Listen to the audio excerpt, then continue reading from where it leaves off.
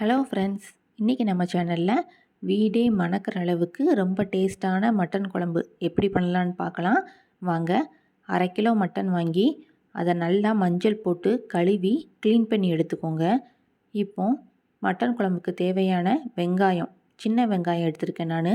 நீங்கள் பல்லாரி வெங்காயம் கூட எடுத்துக்கலாம், ஆனால் சின்ன வெங்காயம் சேர்த்து செய்யும்போது ரொம்ப டேஸ்ட்டாக இருக்கும் குழம்பு. இப்போது 20 சின்ன வெங்காயம் போல் மிக்சியில் இந்த மாதிரி ஒரு கிரைண்ட் பண்ணி எடுத்துக்கோங்க.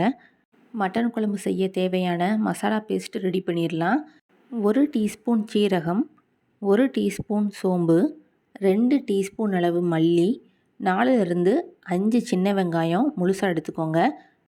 1 கைப்பிடி அளவு தேங்காய், 1/2 டீஸ்பூன் அளவு மிளகு, 4லிருந்து 5 முந்திரி பருப்பு எடுத்துக்கோங்க. இந்த மசாலா பொருட்கள் எல்லாத்தையும் ஒரு கடாயில் 1 டீஸ்பூன் அளவு எண்ணெய் ஊற்றி நல்லா வறுத்து எடுத்துக்கோங்க.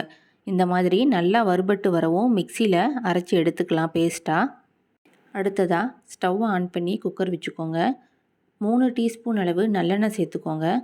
2 டீஸ்பூன் அளவு கடலெண்ணெய் சேர்த்துக்கோங்க. எண்ணெய் நல்லா சூடாகி வரவும் 1 பிரியாணி இலை, 2 துண்டு பட்டை, 1 அன்னாச்சி பூ, 1 டீஸ்பூன் அளவு சோம்பு எல்லாம் சேர்ந்து நல்லா பொரிஞ்சு வரவும் 1 டீஸ்பூன் அளவு இஞ்சி பூண்டு பேஸ்ட்டு அதையும் உள்ளே சேர்த்துக்கலாம். இஞ்சி பூண்டு பேஸ்ட்டோட பச்சை வாசனை போகிற அளவுக்கு எண்ணெயில் நல்லா பொரித்து எடுத்துக்கோங்க. இந்த மாதிரி நல்லா மிக்ஸ் பண்ணி விட்டுக்கோங்க. அடுத்ததாக நம்ம 1-2 மிக்சியில் போட்டு அரைச்சி வச்சுருக்கிற சின்ன வெங்காயம் அதையும் உள்ளே சேர்த்து இஞ்சி பூண்டு பேஸ்ட்டோட நல்லா வதக்கிக்கலாம். 1 பெரிய சைஸ் தக்காளி அதையும் குட்டியாக கட் பண்ணி உள்ளே சேர்த்துக்கோங்க. வெங்காயம், தக்காளி, இஞ்சி பூண்டு விழுது 3ம் நல்லா வதங்கணும். இந்த மாதிரி ஓரங்கள்லாம் எண்ணெய் பிரிஞ்சு வர்ற ஸ்டேஜில் நம்ம க்ளீன் பண்ணி வச்சுருக்கிற மட்டனை உள்ளே சேர்த்துக்கலாம். எல்லாத்தையும் சேர்த்து நல்லா பிரட்டி விட்டுக்கோங்க ஒரு தடவை. அடுத்ததாக 1 டீஸ்பூன் அளவு மஞ்சள் தூள் உள்ளே சேர்த்துக்கலாம். காரத்துக்கு தக்கன 1/2 டீஸ்பூன் அளவு மிளகாய் பொடி அதையும் உள்ளே சேர்த்துக்கலாம்.